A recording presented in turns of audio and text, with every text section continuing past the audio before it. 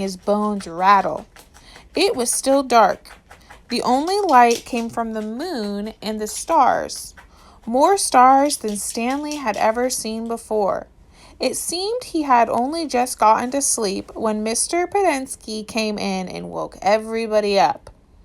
Using all his might, he brought the shovel back down onto the dry lake bed.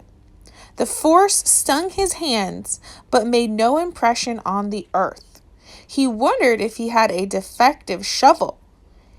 He glanced at Zero, about 15 feet away, who scooped out a shovelful of dirt and dumped it on a pile that was already almost a foot tall. For breakfast, they'd been served some kind of lukewarm cereal. The best part was the orange juice. They each got a pint carton. The cereal actually didn't taste too bad, but it had smelled just like his cot. Then they filled their canteen, got their shovels, and were marched out across the lake. Each group was assigned a different area. The shovels were kept in a shed near the showers. They all looked the same to Stanley, although X-Ray had his own special shovel, which no one else was allowed to use. X-Ray claimed it was shorter than the others, but if it was only by a fraction of an inch. The shovels were 5 feet long, from the tip of the steel blade to the end of the wooden shaft. Stanley's hole would have been as deep as his shovel, and he'd have to be able to lay the shovel flat across the bottom in any direction. That was why X-Ray wanted the shortest shovel. The lake was so full of holes and mounds that it reminded Stanley of pictures he'd seen of the moon. If you find anything interesting or unusual, Mr. Podensky had told him, you should report it to either me or Mr. Sir when we come around with the water truck. If the warden likes what you found, you'll get the rest of the day off. What are we supposed to be looking for? Stanley asked him. You're not looking for anything. You're digging to build character. It's just if you find anything, the warden would like to know about it. He glanced helplessly at his shovel. It wasn't defective. He was defective. He noticed a thin crack in the ground. He placed the point of the shovel on top of it, then jumped on the back of the blade with both feet. The shovel sank a few inches into the packed earth. He smiled. For once in his life, it paid to be overweight. He leaned on the shaft and pried up his first shovelful of dirt, then dumped it off to the side. Only 10 million more to go, he thought, then placed the shovel back in the crack and jumped on it again. He unearthed several shovelfuls of dirt in this manner, before it occurred to him that he was dumping his dirt within the perimeter of his hole. He laid his shovel flat on the ground and marked where the edge of the hole would be. 5 feet was awfully wide. He moved the dirt he'd already dug up and out past his mark. He took a drink from his canteen. 5 feet would be awfully deep, too. The digging got easier after a while. The ground was hardest at the surface, where the sun had baked a crust about 8 inches deep. Beneath that, the earth was looser, but by the time Stanley broke past the crust, a blister had formed in the middle of his right thumb, and it hurt to hold the shovel. Stanley's great-great-grandfather was named Ilya Yalnats. He was born in Latvia. When he was 15 years old, he fell in love with Myra Menk. He didn't know he was Stanley's great-great-grandfather. Myra Menk was 14. She would turn 15 in 2 months, at which time her father had decided she would be married. Elia went to her father to ask for her hand, but so did Igor Barkov, the pig farmer. Igor was 57 years old. He had a red nose and fat, puffy cheeks. I will trade you my fattest pig for your daughter, Igor offered. "And what have you got?" Myra's father asked Elia. "A heart full of love," said Elia. "I'd rather have a fat pig," said Myra's father. Desperate, Elia went to see Madame Zeroni, an old Egyptian woman who lived on the edge of town. He had become friends with her, though she was quite a bit older than him. She was even older than Igor Barkov. The other boys of his village liked to mud wrestle. Elia preferred visiting Madame Zeroni and listening to her many stories. Madame Zeroni had dark skin and a very wide mouth. When she looked at you, her eyes seemed to expand, and you felt like she was looking right through you. "Elia, what's wrong?" she asked before he even told her he was upset. She was sitting in a homemade wheelchair, and she had no left foot. Her legs stopped at the ankle. "I'm in love with Myra Mank," Elia confessed. "But Igor Barkov has offered to trade his fattest pig for her. I can't compete with that." "Good," said Madame Zeroni. "You're too young to get married. You've got your whole life ahead of you." "But I love Myra. Myra's head is as empty as a flower pot." "But she's beautiful." "So is a flower pot. Can she push a plow? Can she milk a goat?" "No, she is too delicate." "Can she have an intelligent conversation?" "No. She is silly and foolish. Will she take care of you when you are sick?" "No. She is spoiled and will only want you to take care of her." "So she is beautiful. So what?" "Putty." Madame Zeroni spat on the dirt. She told Elia that he should go to America. "Like my son, that's where your future lies, not with Myra Mank." But Elia would hear none of that. He was 15, and all he could see was Myra's shallow beauty. Madame Zeroni hated to see Elia so forlorn. Against her better judgment, she agreed to help him. "It just so happens my sow gave birth to little piglets yesterday," she said. "There is one little runt whom she won't suckle. You may have him. He would die anyway." Madame Zeroni led Elia around the back of her house where she kept her pigs. Elia took the tiny piglet, but he didn't see what good it would do him. It wasn't much bigger than a rat. "He'll grow," Madame Zeroni assured him. "Do you see that mountain on the edge of the forest?" "Yes," said Elia. "On the top of the mountain there is a stream where the water runs uphill. You must carry the piglet every day to the top of the mountain and let it drink from the stream. As it drinks, you are to sing to him." She taught Elia a special song to sing to the pig. "On the day of Myra's 15th birthday, you should carry the pig up the mountain for the last time. Then take it directly to Myra's father. It will be fatter than any of Igor's pigs." "If it is that big and fat," asked Elia, "how will I be able to carry it up the mountain?" "The piglet is not too heavy for you now, is it?" asked Madame Zeroni. "Of course not," said Elia. "Do you think it will be too heavy for you tomorrow?" "No. Every day you will carry the pig up the mountain.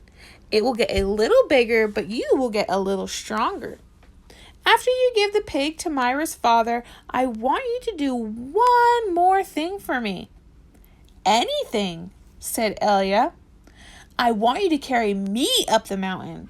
I want to drink from the stream, and I want you to sing the song to me." Elia promised he would.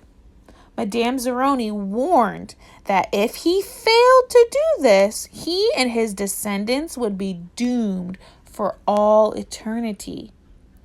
At the time, Elia thought nothing of the curse. He was just a 15-year-old kid, and eternity didn't seem much longer than a week from Tuesday. Besides, he liked Madame Zeroni and would be glad to carry her up the mountain. He would have done it right then and there, but he wasn't yet strong enough. Stanley was still digging. His hole was about 3 feet deep, but only in the center. It sloped upward to the edges. The sun had only just come up over the horizon, but he already could feel its hot rays against his face. As he reached down to pick up his canteen, he felt a sudden rush of dizziness and put his hands on his knees to steady himself. For a moment, he was afraid he would throw up, but the moment passed. He drank the last drop of water from his canteen. He had blisters on every one of his fingers and one in the center of each palm. Everyone else's hole was a lot deeper than his. He couldn't actually see their holes, but he could tell by the size of their dirt piles. He saw a cloud of dust moving across the wasteland and noticed the other boys had stopped digging and were watching it too. The dirt cloud moved closer, and he could see that it trailed behind a red pickup truck. The truck stopped near where they were digging, and the boys lined up behind it.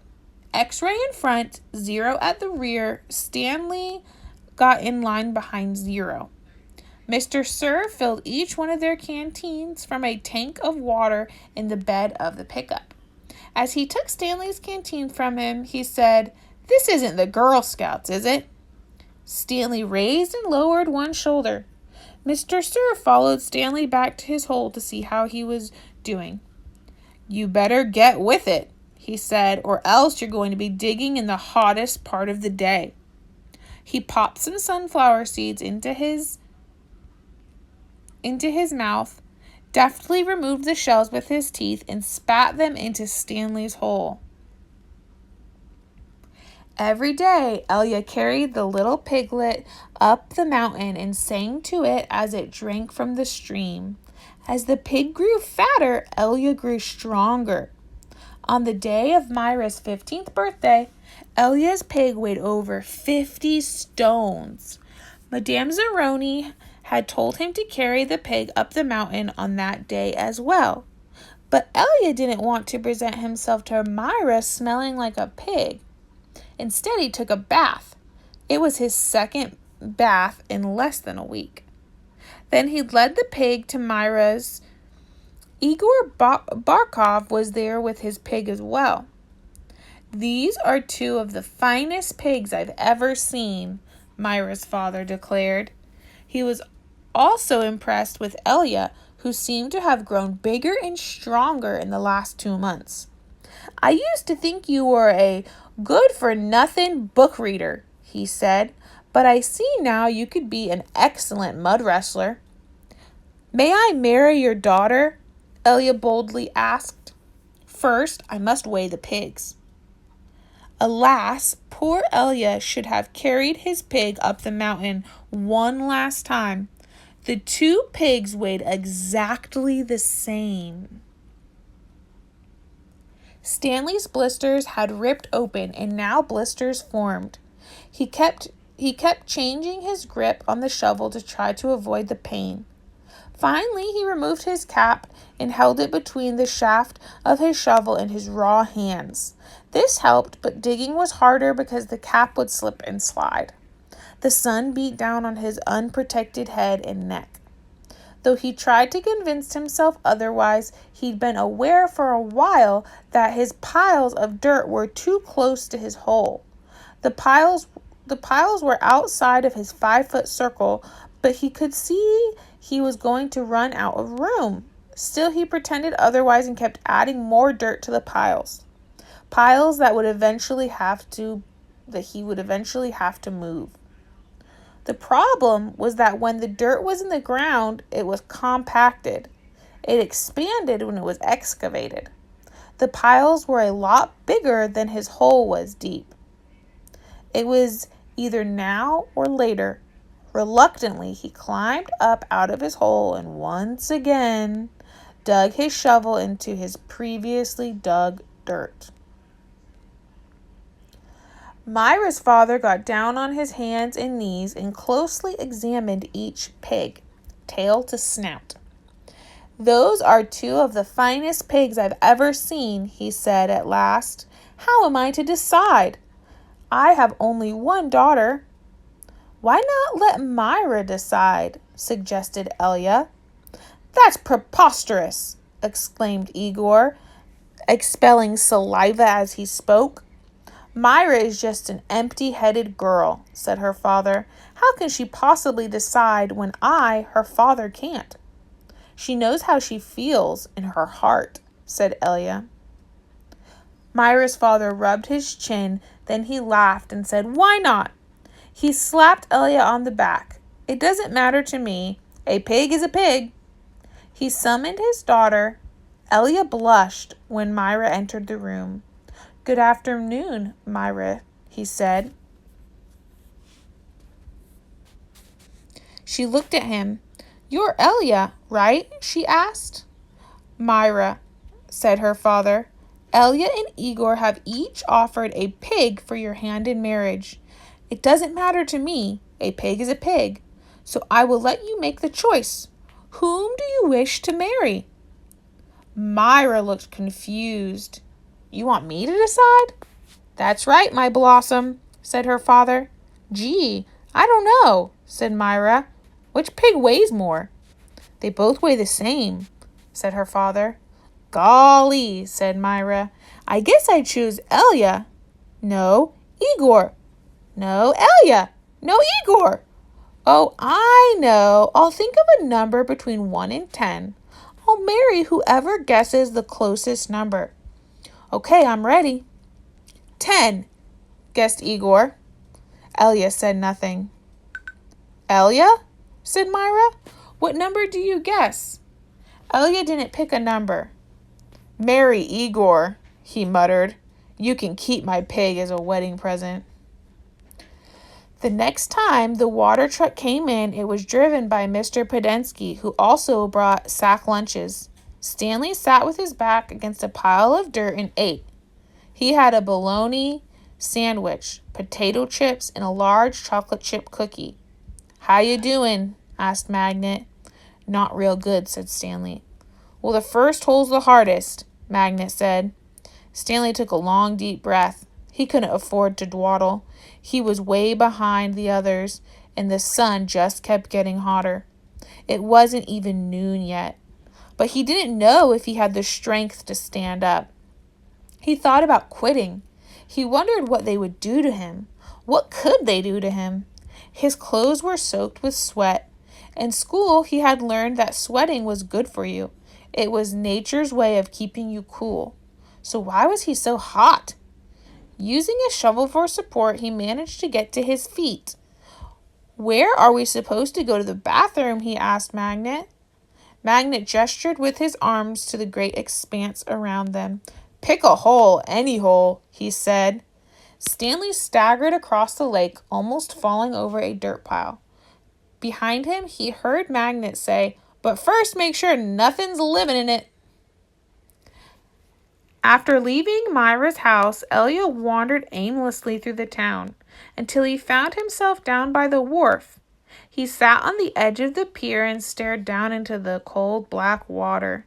He could not understand how Myra had trouble deciding between him and Igor. He thought she loved him. Even if she didn't love him, couldn't she see what a foul person Igor was? It was like Madame Zeroni had said. Her head was as empty as a flower pot. Some men were gathering on another dock, and he went to see what was going on. A sign read, "Deckhands wanted, free passage to America." He had no sailing experience, but the ship's captain signed him aboard. The captain could see that Elia was a man of great strength. Not everybody could carry a full-grown pig up the side of a mountain. It wasn't until the ship had cleared the harbor and was headed out across the Atlantic that he suddenly remembered his promise to carry Madame Zeroni up the mountain. He felt terrible. He wasn't afraid of the curse. He thought that was a lot of nonsense. He felt bad because he knew Madame Zeroni had wanted to drink from the stream before she died. Zero was the smallest kid in Group D, but he was the first one to finish digging. "You're finished?" Stanley asked enviously. Zero said nothing. Stanley walked to Zero's hole and watched him measure it with his shovel. The top of his hole was a perfect circle, and the sides were smooth and steep. Not one dirt clod more than necessary had been removed from the earth. Zero pulled himself up to the surface. He didn't even smile. He looked down at his perfectly dug hole, spat in it, then turned and headed back to the camp compound. "Zero's one weird dude," said Zigzag. Stanley would have laughed, but he didn't have the strength. Zigzag had to be the weirdest dude Stanley had ever seen. He had a long, skinny neck and a big round head with wild, frizzy blonde hair that stuck out in all directions. His head seemed to bob up and down on his neck like it was a spring. Armpit was the second one to finish digging. He also spat into his hole before heading back to the camp compound. One by one, Stanley watched each of the boys spit into his hole and return to the camp compound. Stanley kept digging. His hole was almost up to his shoulders, although it was hard to tell exactly where ground level was because his dirt piles completely surrounded the hole. The deeper he got, the harder it was to raise the dirt up and out of the hole. Once again, he realized he was going to have to move the piles. His cap was stained with blood from his hands. He felt like he was digging his own grave. In America, Elia learned to speak English. He fell in love with a woman named Sarah Miller. She could push a plow, milk a goat, and most importantly, think for herself. She and Elia often stayed up half the night talking and laughing together. Their life was not easy. Elia worked hard, but bad luck seemed to follow him everywhere. He always seemed to be in the wrong place at the wrong time. He remembered Madame Zeroni telling him that she had a son in America. Elia was forever looking for him. He'd walk up to complete strangers and ask if they knew someone named Zeroni, or had ever heard of anyone named Zeroni. No one did. Elia wasn't sure what he'd do if he ever found Madame Zeroni's son anyway. Carry him up a mountain and sing the pig lullaby to him? After his barn was struck by lightning for the third time, he told Sarah about his broken promise to Madame Zeroni.